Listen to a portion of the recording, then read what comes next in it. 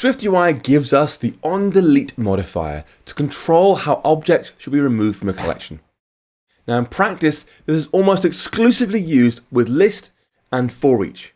We use list to show a list of rows, and then for each to create them all individually, then attach the onDelete to the for each, so users can delete any rows they no longer want.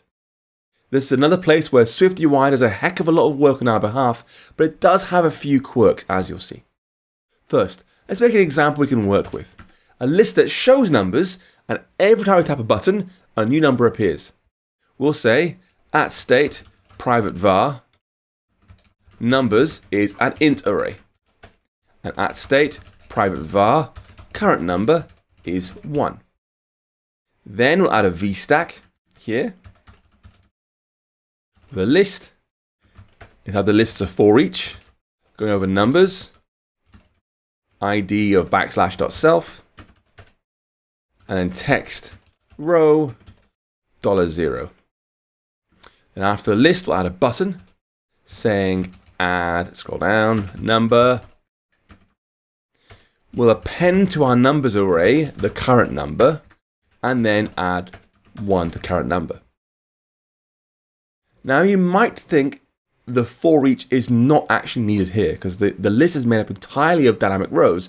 So we could have written just for each numbers like that and gotten the same result.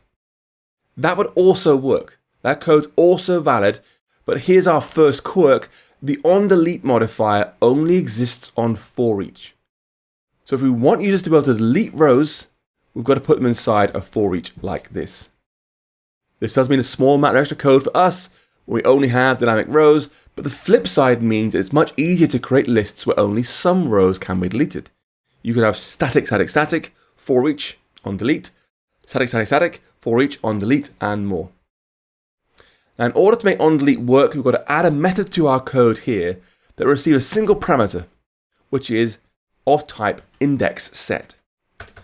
This is a bit like a set of integers, but it's sorted, and it's just telling us the positions of all the items in the for each that should be removed. And because our for each was made entirely from a single array, we can actually just pass that index set into the array using remove at offsets, a special method just for this purpose that accepts index set.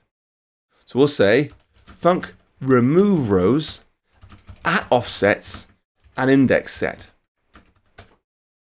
and then call numbers.remove. And this time we're looking for the at offsets variant. Give me an index set, I would remove them all at the same time, just for this purpose.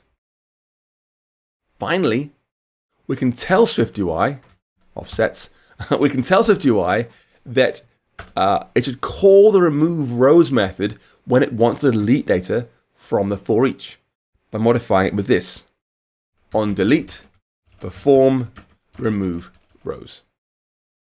Like that. Now go ahead and run your program, because that's more or less it done. I'll press add number a few times, and numbers will slide in like that. I'll then slide across row 8 and press delete. Or slide all the way across, this one here, that deletes. So you get a long swipe or a swipe and a tap. They both work, including animation and data changes. Now, given how easy that was to produce, I think the result works really well. But SwiftUI's got another trick up its sleeve. We can add an edit done button to the navigation bar and let users delete several rows more easily. What you first want to do is wrap your vstack in a navigation view. So we get a navigation bar at the top. If you want to, add a title. Let's do hit the canvas by accident, sorry. Let's say our title is navigation title onDelete. And now we're going to attach a toolbar to our navigation bar like this. We will say there's a toolbar containing, I do see you, I do feel you scratching my arm, thank you for that. You're a horror show. What a good dog.